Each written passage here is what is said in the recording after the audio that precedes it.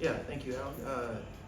Winning is hard in college basketball, and we got a dose of that tonight. I think it's really good for us to have a team that played us as competitively as A&T did. They've got two explosive guards, and once Ryan Forrest saw a couple go in, he was confident, and then Glasper came in. I mean, those dudes are legitimately averaging a whole bunch of points, and I told you in the pregame, they're like Tavian Dunn-Martin. They can get in the 30s. So pleased in our second half response. Thought that was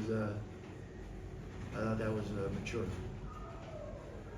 It's sometimes good to kind of get pushed and tested rather than I don't know, just good to get tested sometimes. Yeah, the thing that like you guys don't do because that's not your job, but like we can't comparative score. Like we can't say, well, they got beat by this many there and that many there, because every game is different. And you can ask any one of the coaches. We knew this group was going to be dangerous, nothing to lose.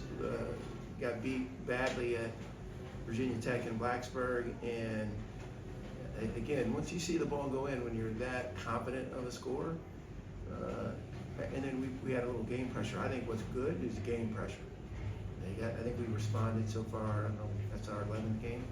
I think we responded so far well to game pressure. And look, winning is hard. So I don't care how many we win by or whatever. It could be 1, it could be 20. I want to win the game. So I'm pleased with the outcome, and I want to make sure our guys feel that joy too. Otherwise, you get crippled by expectation.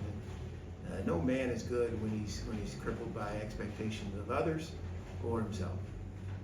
21 assists.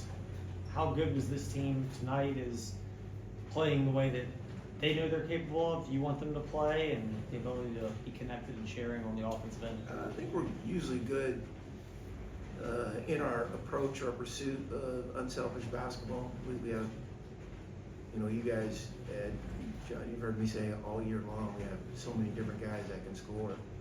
And Owen, he had 28 tonight. So, I mean, we take what the defense gives us.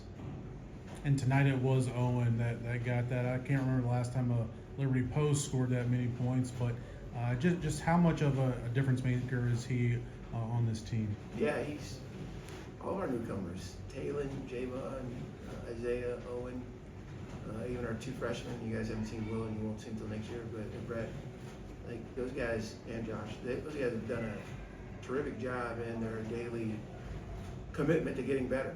And I think the more Owen resides in our system, I think, and he and Zach together are really tough to guard because both of them can pass the ball. So A&T's plan was to lock on our guards, don't let them shoot, and so the interior was open. And maybe last year we didn't have the same length and size and finishing ability at the rim, but I think this year's group has that.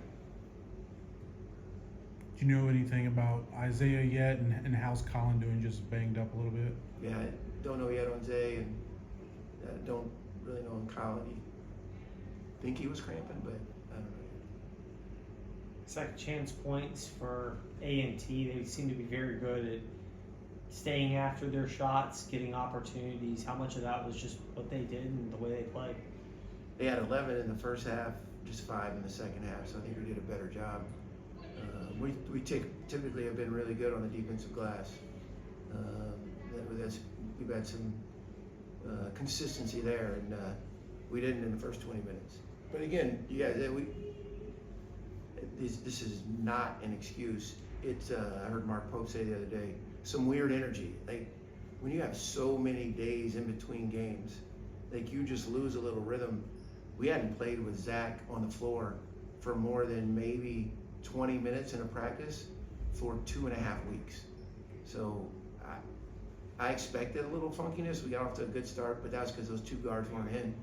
And then when they started making a couple of buckets, they got confidence and put some game pressure on us. So this is just part of the process. We're on that runway still. We haven't taken off yet, and this team has a lot of opportunity to get better. But that's what I love about those guys in the locker room. Like they are committed to trying to get better on the daily. They highly coachable. And I think for us, we just got to continue to help them and their belief, and make sure their experience is one in which they feel like they can play with a deep sense of gratitude, because that's really what it's about. I was going to ask you about Zach, just having him back out there first time the last few games. How'd you feel about how he did? I mean, I like having him out there. He's, what do you have, 7 assists, 1 turnover. He's been really shooting the ball well, especially from the line, so a little surprised at that number. But Zach's there's a reason he's a preseason all-league player, right? And I think what you can't see if you don't come to our practice or you're not inside the walls of our program is just how big time of a leader he's become. He's really doing a great job. And then defensively, you know, people are asleep on his athleticism, because he can protect the rim, he can rebound. He really is a Swiss Army knife. Thanks, guys.